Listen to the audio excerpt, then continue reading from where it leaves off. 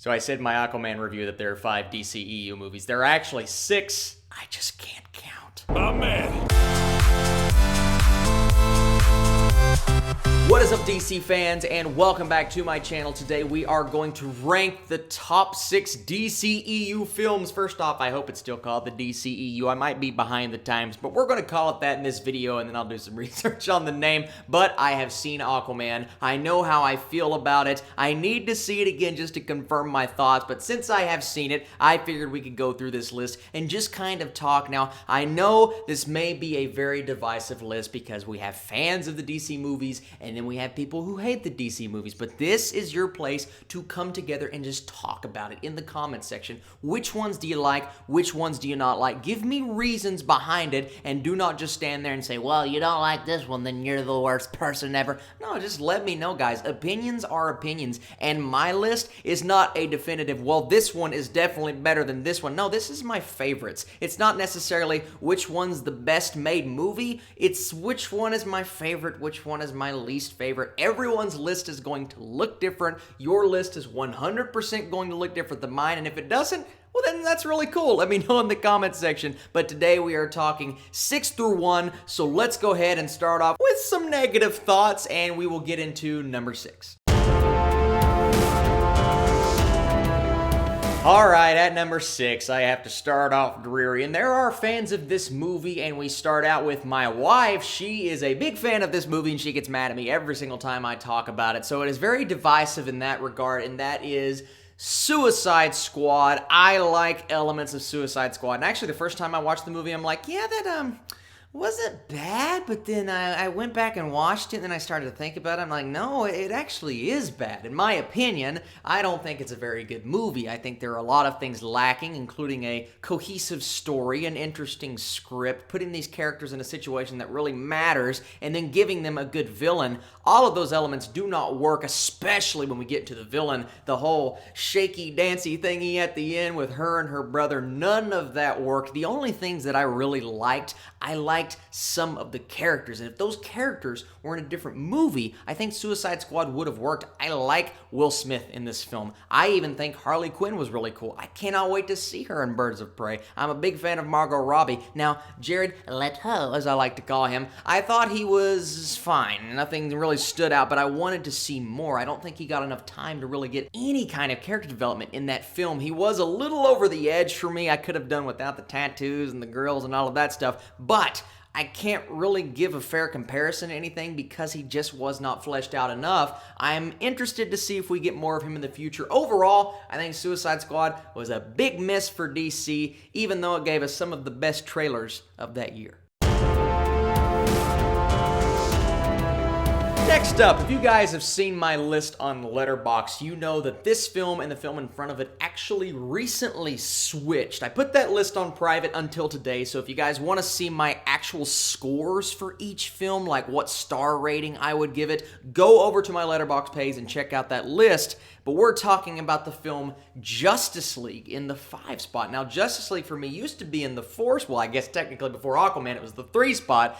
I don't hate this film. I think there are really good parts to it. And walking out of the movie for the first time, I'm like, well, that's not as bad as people were saying. And I still don't think it's as bad as people were saying, but I don't necessarily think it's a movie that works on most levels. It's a movie that really misses when we're talking about Superman's CGI mustache that completely takes you out of the film. Weird character decisions. They changed Batman's character, I think, not for the better in this movie. I loved him in Batman v Superman, regardless of how I feel about the film itself. They made him a little bit more empathetic and, in my opinion, a bit weaker of a character in this movie because they tried to lighten the tone a lot, and they also physically tried to lighten the tone by brightening up the colors from the first trailer. I'm so interested to see, oh, here we go, let's get into it. I'm interested to see what the Zack Snyder cut would have actually been of this movie, because in my opinion, I think some of the elements that I felt personally was missing from this film are elements that Snyder would have added, even though Snyder usually doesn't provide the best script in his film, so I don't necessarily know if that version of the movie would have been better, but I think it would have been something that was different from this, because this tried to be bright, it tried to be cheery. I really don't remember that many moments from this movie. What I remember are the character interactions, the characters themselves, because of course, we love all the characters. I'm even a fan of Cyborg in this movie. I liked Ray Fisher as Cyborg. I like The Flash. I don't think he's necessarily my Barry Allen. If they would have made him a different version of The Flash, sure. He's just not Barry Allen to me, even though he had me cracking up through the entire movie. And there are great moments in this film. My favorite moment in this movie is when The Flash is running and Superman, his eyes are turning and watching him as he's running in fast motion, I guess, but they slow it down. Moments like that had me like, okay, Justice League is working. I just wish it would have completely worked. Overall, it's a fun movie. It's just not one with a lot of depth. Number 4, this is an interesting one. I'm not actually talking about the theatrically released version of Batman v Superman. I'm talking about the extended cut. The theatrically released version would actually be a tad bit below Justice League, but I'm not going to do that. I'm not going to give you two versions of one movie in the same list. I'm going to give you the version that I think is the best, and that is the extended cut, because the extended cut added an entirely new aspect to the story, a new storyline, if you will, in terms of what Clark Kent was doing as Superman, and it gave him reasons to be in certain situations that I didn't really know what was going on in the theatrically released version. It's like, why does he feel this way about this situation? Why are you not fleshing his character out? In this version, even though it's a lot longer, it fleshes Superman out, and it really gives you something to chew on, whereas the other one did not. Now, does it fix the elements that I do not like about this film? No, they're all still in there. The Martha moment, the moments that really make you kind of like, oh, why did they make that decision? The Jesse Eisenberg, Lex Luthor, the first time I watched it, I'm like, oh, he's not that bad. And then, like I said, Suicide Squad, same deal here. I watched it more and more, and I'm like, he's really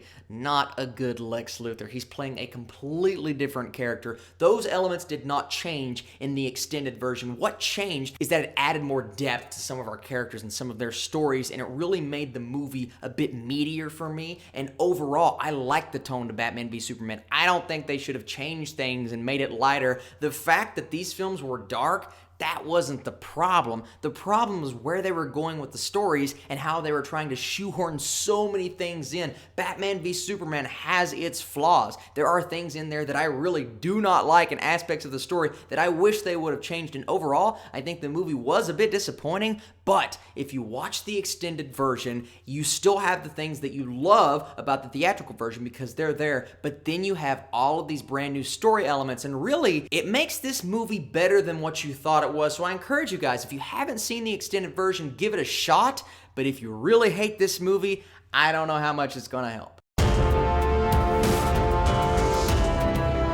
All right, now we get into the first movie on this list where I'm like, yeah, that's actually a good movie, and that's Aquaman. That is the brand new movie that just released in theaters. This is my third favorite DC movie so far, and let me tell you why it's not any higher. I think Aquaman at times does some things. It makes some mistakes that the two movies above this film did not make, and one of those major mistakes is that it has a little bit too much going on. There are so many elements of this plot going on at once, and by the third act, you're so overwhelmed by all of the adventures that have been going on screen and all of the characters and all of the situations that it just becomes a bit too much, and the movie is also really cheesy. Now, one thing good that I liked, and I said this in my review, is that it sticks to that cheesiness, and you get that epic stuff in the third act. The third act holds some of the coolest giant action battle fantasy sci-fi scenes I have seen all year, but the buildup of the first half movie does not match up to the epicness of the second half. It's a bit too cheesy for me. Some things are really on the nose, and the dialogue is just not very good. Thankfully, James Wan makes up for that with his direction, but it's still in there and it still bothers me. But overall, you guys can watch the review. It just came out with it last night. Aquaman was a really fun time. There are fun elements, definitely cheesy elements,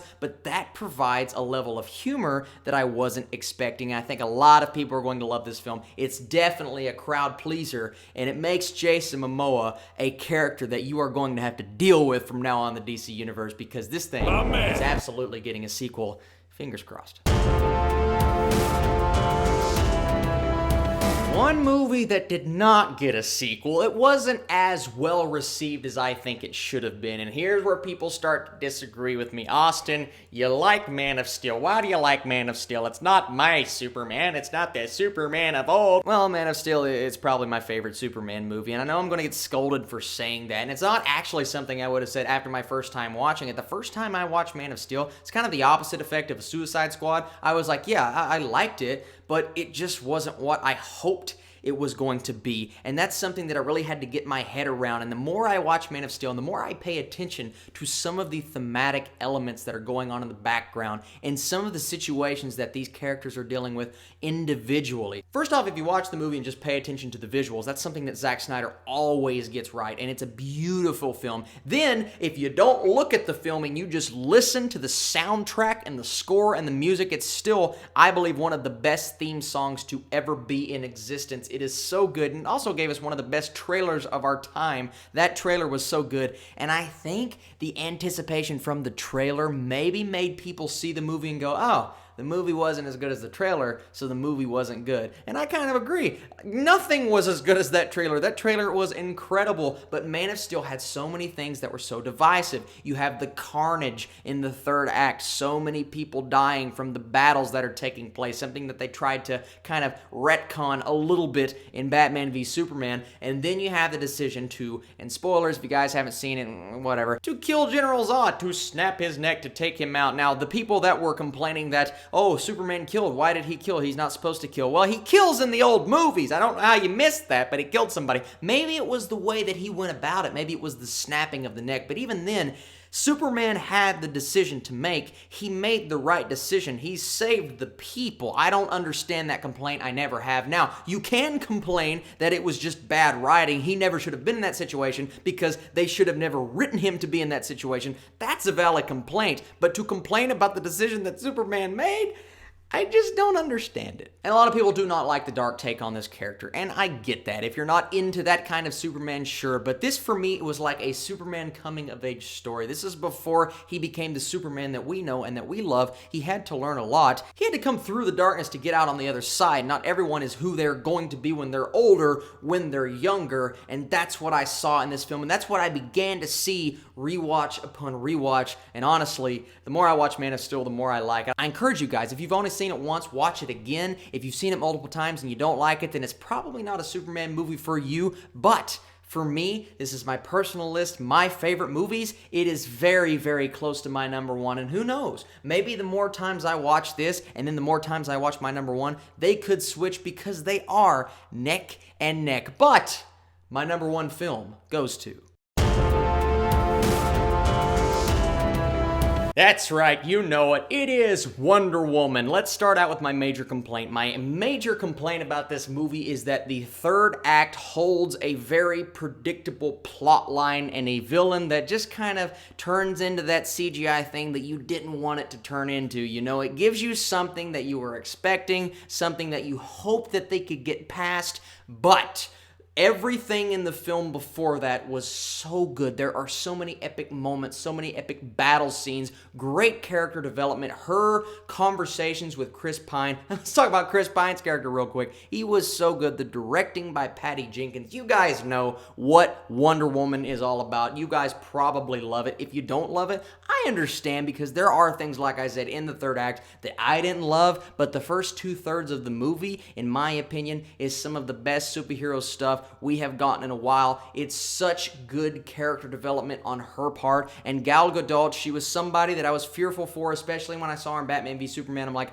I don't necessarily know if she's the best actress, but she is good as Wonder Woman. After this movie, I said to myself, okay, she's really good in this role, but she's also a good actress. She provided something that I think everybody needed. She's a great female superhero, but this movie is not just about that. It's not just, oh, it's good because it's a movie about a female superhero. No, it's good because it's a good movie. It's generally fun and enjoyable with great action scenes, a lot of heart, and good character development. And I love myself a good period piece. This thing has a lot of good things going for it. One or two minor critiques here and there, but as of right now, Wonder Woman is my favorite film in the DCEU. So what say you guys? What is your favorite modern DC movie? We're not talking Dark Knight. If we're talking Dark Knight, I could go there all day and night, but I'm not going to do that. Thank you guys so much for watching this video. This is your space to leave your comments down below. We can talk about it. We can hash things out, whatever you guys want to do. You are the absolute best. Stay tuned because this week I have a lot of things in store. I am working on my 2018 list.